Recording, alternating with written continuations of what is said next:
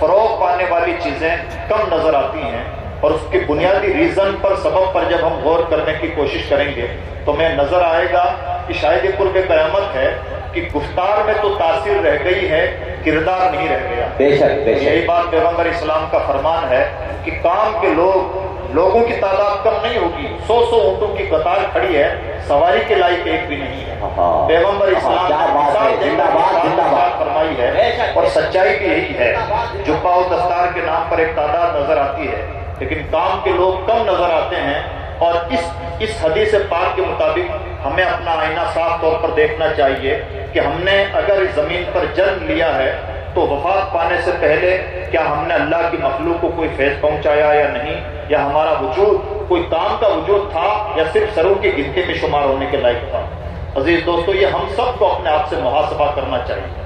صحابہ کرام کی سب سے بڑی طاقت ان کی ایمان کی طاقت اور محاسبے کی طاقت تھی۔ حضرت سیدنا فاروق اعظم اپنے ہی پاؤں پہ درہ مار کے اپنے آپ سے سوال کیا کرتے تھے، پاپی عمر بتا، دن سے رات میں تم نے کیا کیا پاپ کیے ہیں۔ ہم اور آپ کو بھی اسی طرح سے محاسبہ کرنے کی ضرورت ہے۔ آج کا دور عزیز دوستو امت مسلمہ کے لیے نہایت خیر خواہی کا دور ہے۔ امت ایک طرف سے ظلم و تشدد کا شکار نہیں ہے، جہاں اغیار کی طرف سے ظلم و تشدد کا شکار ہے، وہیں اپنوں کی لاپرواہی کا بھی شکار ہے، اور اپنوں کے بے جا اخراجات کا اور غیر ضروری معمولات کا بھی شکار ہے۔ اس لیے آج کے دور میں ہماری ذمہ داری بنتی ہے کہ ہم سنجیدگی کے ساتھ اپنا تجزیہ کریں۔ مجھے حکم دیا گیا کہ علمی طور پر بھارت کے مسلمانوں کے تعلق سے میں کچھ باتیں آپ کے سامنے پیش کروں۔ تو عزیز دوستو، میں اس پر کچھ کہنے سے پہلے چاہتا ہوں کہ ہم تھوڑا سا آئینہ دیکھنے کی کوشش کریں اور بڑے کینوس میں دیکھنے کی کوشش کریں تاکہ سچائیاں ہمارے سامنے آئیں۔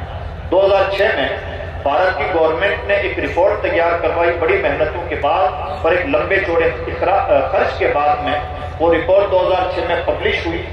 403 پیج کی رپورٹ ہے، اور جسٹس سچر مشرا نے انہوں نے تیار کیا تھا، تو سچر کمیٹی کی رپورٹ اسے کہا جاتا ہے۔ اس رپورٹ کو ہم سب کو پڑھنا چاہیے اور اس کا مطالعہ کرنا چاہیے، اس لیے کہ وہ رپورٹ ہمارے اور آپ ہی کے لیے تیار کی گئی تھی۔ گویا کہ ہمارا ہوم ورک تھا جو کسی نے ہمیں کر کے دے دیا، اور اگر ہم اس ہوم ورک کا ڈھنگ سے مطالعہ کریں تو آگے کے لیے ہمارے لیے رہنما خطوط طے ہو جاتے ہیں اور ہمارے لیے کام کی راہیں آسان ہو جاتی ہیں۔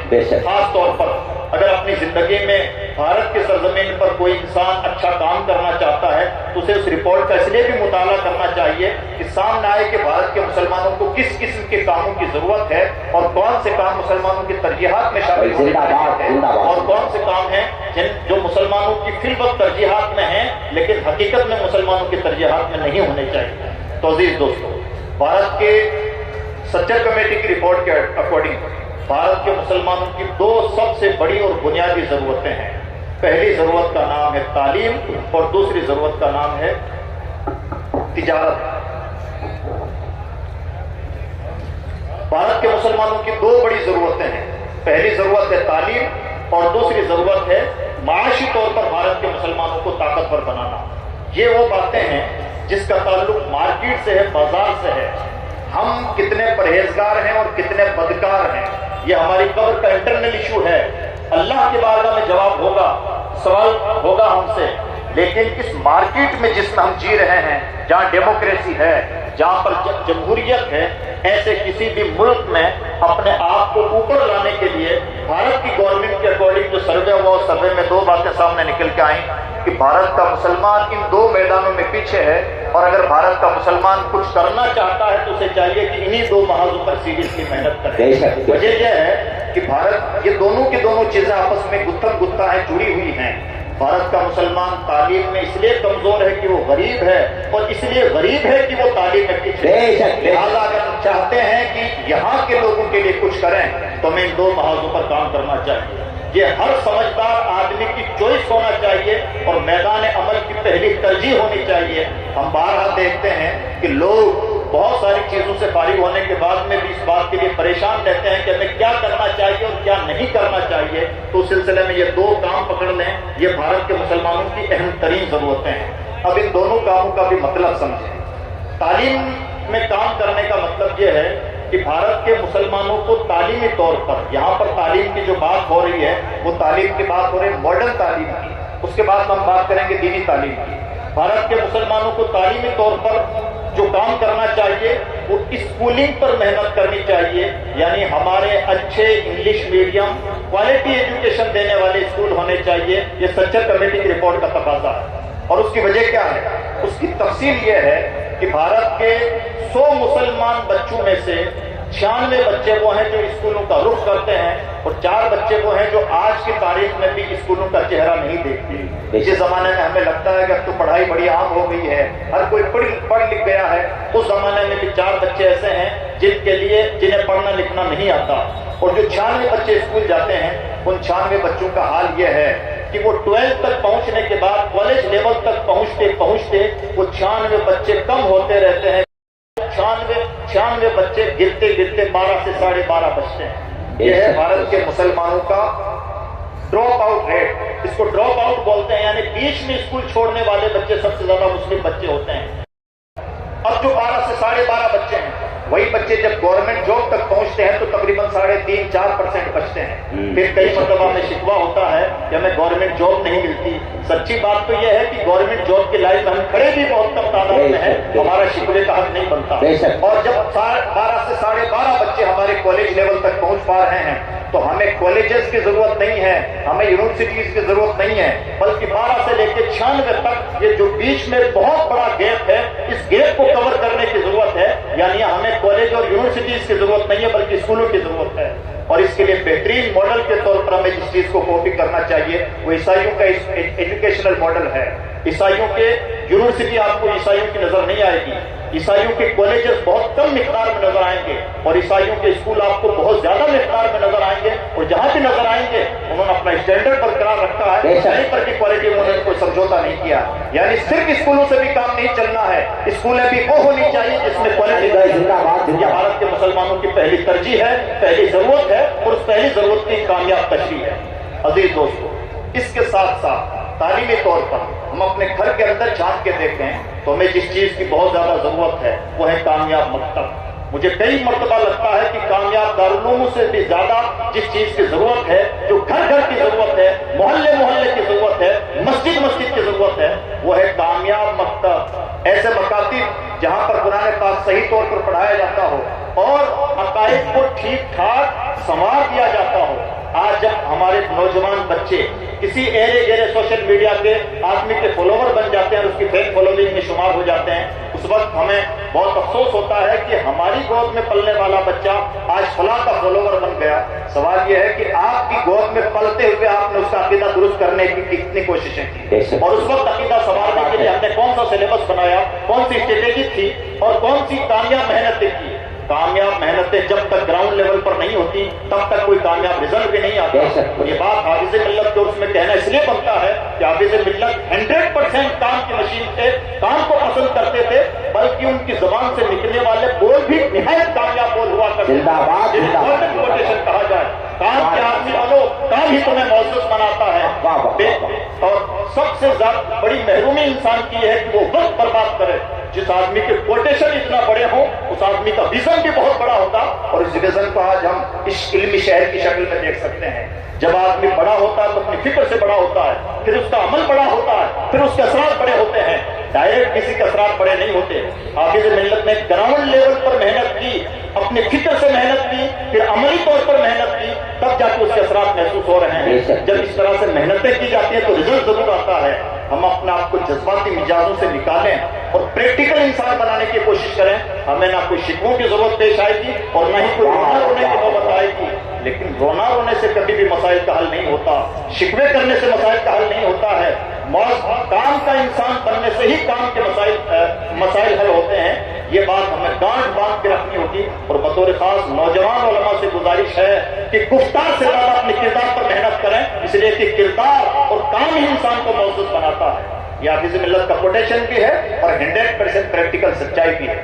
دوسری چیز جس پر بھارت کے مسلمانوں کو بہت زیادہ محنت کرنے کی ضرورت ہے وہ یہ ہے ہم اپنے بساط کے مطابق اللہ کی مخلوق کا بھلا کرنے کی کوشش کریں، اور اللہ کی مخلوق کو اپنے مالی طور پر اپنے پاؤں پر کھڑا کرنے کی کوشش کریں۔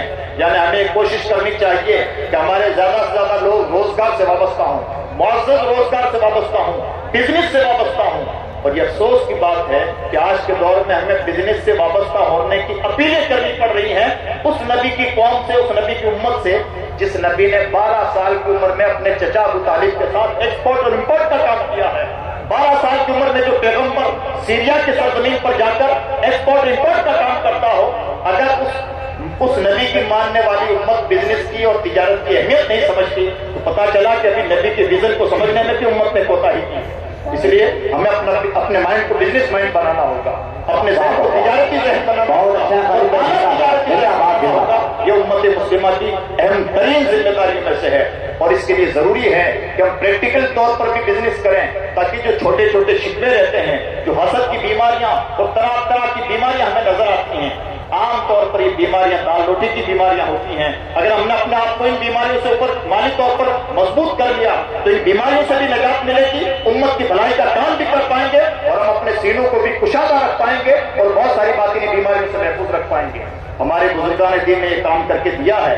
ہم جس کی تقلید کرتے ہیں, ہم سب کے امام اعظم رضی اللہ تعالیٰ عنہ کے ریشم کے کارخانے میں 500 مزدور روزانہ کام کیا, اس کے یہاں اس طرح سے, اور اتفاق ایسا ہے کہ بی پی اے کی زبان میں جس آنر کے یہاں 500 مزدور کام کرتے ہیں اسی کو کامیاب بزنس مین مانا جاتا ہے. یعنی ہمارے امام اعظم آج کے ٹرم کے مطابق نہیں, اپنے زمانے کے اعتبار سے آج کے زمانے کے لیے بھی کامیاب بزنس مین ثابت ہوتے ہیں. یہ ہے ہمارے اسلام کا کردار, ہمارے بزرگان دین کا کردار. اور دوستوں, ان دو چیزوں پر بہت زیادہ محنت کی ضرورت ہے.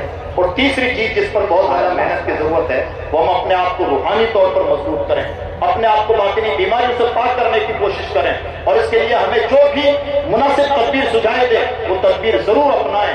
لیکن ایک آخری گزارش یہ ہے, اب باتوں کا وقت نہیں رہا, حالات کی جتنی گردش ہے, بہت ساری باتیں ہم اسٹیج سے کہتے ہیں, بہت ساری باتیں تو حیا کی وجہ سے کہیں بھی نہیں جاتی, اور سچ یہ کہ کہنا بھی نہیں چاہیے. اگر کچھ کرنا ہے تو کر کے دکھائیے, کرنے ہی سے مسائل کا حل ہوتا ہے, صرف کہنے سے مسائل کا حل نہیں ہوتا. اس لیے ہمیں اپنے آپ کو سب کو پریکٹیکل بننا چاہیے, اپنے بچوں کی اور بچیوں کی, صرف بچیوں کا مسئلہ نہیں ہے, بچوں کے مسائل بھی کوئی کم نازک نہیں ہیں, لیکن یہ مسائل صرف اسٹیجوں سے حل ہونے والے نہیں ہیں. اس کے لیے گراؤنڈ لیول پر اترنا ہوگا, اپنے حساب کے مطابق. ہماری کوئی بہت بڑی حساب نہیں ہے, ایک چھوٹا سا چراغ جلا سکتے ہیں, چھوٹا سا چراغ ہی جلائیں, لیکن صرف رونا نہ روئیں, چراغ ضرور جلائیں. احمد فراز کا بڑا اچھا شعر ہے, شکوائے ظلمت شب سے تو کہیں بہتر تھا, اپنے حصے کی کوئی شمع جلاتے جاتے. ضرورت ہے کہ ہم اپنے حصے کی شمع جلائیں, جہاں رہیں اپنے حساب کے مطابق جو کچھ کر سکتے ہیں وہ کریں. حضور حافظ ملت نے پریکٹیکل طور پر یہ کر کے دکھایا ہے, اور آج نہیں اس وقت کر کے دکھایا جب اسباب کی بھی کمی تھی. اور ایسے لوگ گنتی کے لوگ ہوتے ہیں جو اپنے زمانے سے اتنا ایڈوانس سوچتے ہیں, جب ان کے زمانے کے لوگ انہیں سب صحیح سے سمجھ بھی نہیں پاتے.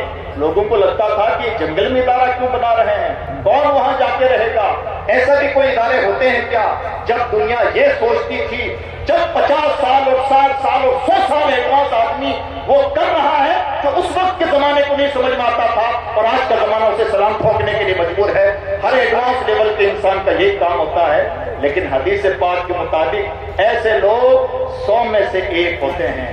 ہمیں اپنے آپ کو اس طرح کے لوگوں میں شمار بنانے کی کوشش کرنی چاہیے, اپنی پرسنالٹی ڈیولپمنٹ کی کوشش کرنی چاہیے.